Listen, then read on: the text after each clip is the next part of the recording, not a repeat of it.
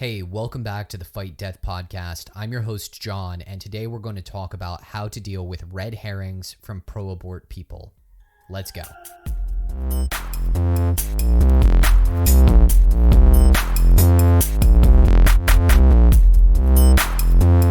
Okay, so first off, what is a red herring?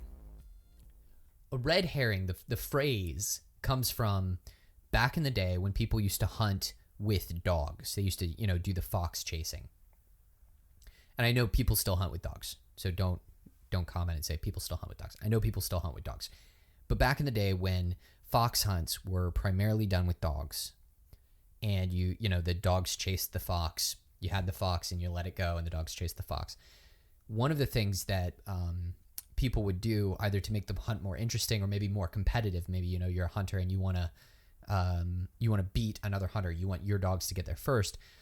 They might have some people might take a herring or some other fish. Herrings work particularly well because they're an oily fish. They're very they put off a lot of scent. And you take that fish and you drag it around in the woods across where the fox ran, and that scent would distract the dogs. And they'd get caught up in this stronger, more pungent fish scent, and they'd forget about the fox. Well, the same thing, it came over into logic and into rhetoric as a kind of informal fallacy because it's anything, a red herring is anything that does the same thing, that distracts you or your opponent from the point at hand. In the abortion debate, that means that a red herring is anything that sidesteps the question, what is it that is growing inside of the woman? This can be any number of things. It could be a very common one. Well, you're a guy, so you don't have a uterus, so you don't have an opinion on abortion. You don't get to have an opinion on abortion. It can be, well, if we make abortion illegal, then women will die as a result of back alley abortions. The good news is to deal with a red herring, you don't have to have an answer for every single one of those questions. You will over time. If you deal with this, or if you deal in this debate long enough, I should say, you will have an answer for each of those questions or each of those red herrings. But you don't have to because it's a red herring. It's a distraction. You need to chase the fox. You don't need to chase the fish. So I'm going to go over a couple of common types of red herrings, and then I'm going to spend a few minutes talking about how to deal with them. Because there's one strategy, you may have already picked up on it if you listen to the podcast, but there's one strategy that kind of works for all of them. The first kind of red herring that I'm going to go over is very common. It's called an ad hominem attack. Ad hominem is a Latin phrase which means to the man. Now, a lot of people confuse this with like a personal insult. So they'll say, oh, you called me an idiot. That is an ad hominem attack. It's actually not an ad hominem attack. An insult is not. An ad hominem attack is when you predicate somebody's argument on some quality about them. So if I were to say, well, you're a man, so you can't have an opinion on abortion, that would be an ad hominem attack. Or if I were to say, no, I know you and you're an idiot, so clearly your opinion on abortion is wrong, that would be an ad hominem attack. And we have to be careful because we can engage in these too. It's kind of human nature to engage in ad hominem attacks. It's also human nature to insult people. But be careful that you don't get it twisted. Just because somebody's insulting you doesn't mean that they're making an ad hominem attack. It's only when they say, because of this, because you're an idiot or because you're pro-life, your opinion doesn't matter. That's an ad hominem, and that's a logical fallacy. Another common example of an ad hominem attack is, well, you haven't done enough personally for me to believe that you're pro-life. You haven't adopted enough children. You haven't raised enough money for pregnant women. You haven't donated enough diapers to your local women's shelter. You haven't done whatever. That is also an ad hominem attack because it's saying because of a characteristic about you, your position is wrong. Now think about this for a moment, right? There's a phrase, a broken clock is right twice a day. If somebody calls you an idiot, they could be right. You could be an idiot. I could be an idiot, right? Like, they could be right. But that doesn't actually do anything to address the point that you've made. This is true across all of life. If somebody calls you an idiot, they might be right, but an idiot can be right too. And so just attacking your character or a quality about you doesn't actually address any sort of point that you made in the discussion. A kind of narrower example of the ad hominem is the tu quoque, or as it's entered into modern American political parlance, whataboutism. And that's where we say, well, this president currently has dropped a lot of bombs. And we say, well, what about your guys' president who also dropped a lot of bombs? What about, right? Whataboutism. Or you also, which is what tu quoque means. You also dropped a lot of bombs. It doesn't actually address the point. It scores political points because it says, oh yeah, we're just continuing the grand tradition that you left us. But it doesn't actually address the point, which is maybe dropping bombs is bad, right? And that's a whole, I don't want to get into that discussion right now, but you see, I think that illustrates the scenario well. If somebody says, hey, dropping bombs is bad, and you turn around and say, well, your guy dropped bombs too, they might not have liked the fact that their guy did that. They might not even have voted for that guy, right? They could just genuinely believe that dropping bombs is bad. Another example of a red herring is an appeal to fear or an appeal to consequence. Now, these can be very common or very similar. An appeal to fear of the consequence, right? Or an appeal to the consequence itself. So an appeal to consequence is when I say to you, but if we make abortion illegal, then lots of women are going to die as a result of back alley abortions. Now, we're pretty confident that that's not true. And I'm going to make a post and a podcast all about that with all the details and statistics. But even if it were true, that doesn't do anything to address the question of whether or not we should make abortion illegal because it kills children in the womb. They're making for instance, murder illegal. That really makes murder more dangerous for people who are trying to kill other people, right? Because I now have a legal right, because murder is illegal. Well, not because murder is illegal, but for a number of reasons, I have a legal right to kill somebody who is trying to kill me in self-defense. As long as certain criteria are met, I can exercise my right to self-defense up to and including the point of killing the other person. Not because it's right to kill the other person, but because what they're doing is so wrong that me killing them is not considered bad by society. It's considered justified by society.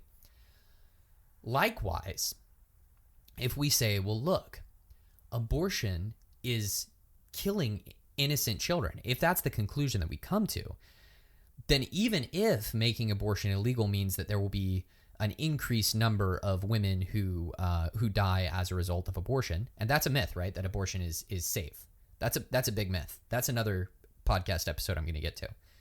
But even if there is an increase in the number of women who will die as a result of abortion, it's still we still decrease the number of abortions because, if something's illegal, fewer people will participate in it.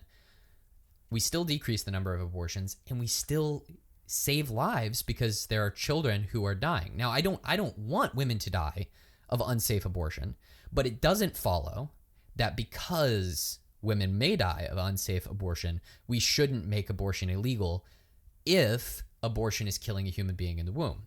You see how you get off on this rabbit trail? You have to go down this rabbit trail, or in this case, I guess it's a fish trail, to find the red herring, to grab it and say, that's not the fox, that's a fish. Another example, I said that's an argument from fear or an argument from consequence, depending on how it's phrased. Another example of a red herring is the appeal to the bandwagon, right? And that looks like this. Well, look, everybody agrees that abortion is probably okay. Nobody wants an abortion, but they think that there should be a choice. Most people think that. It doesn't matter what most people think, right? What most people think is entirely irrelevant, because what most people think is it's a factor of culture, it's a factor of education, it's a factor of political and media narratives. It's not, what most people think is not necessarily a good indicator of what is true or right or just.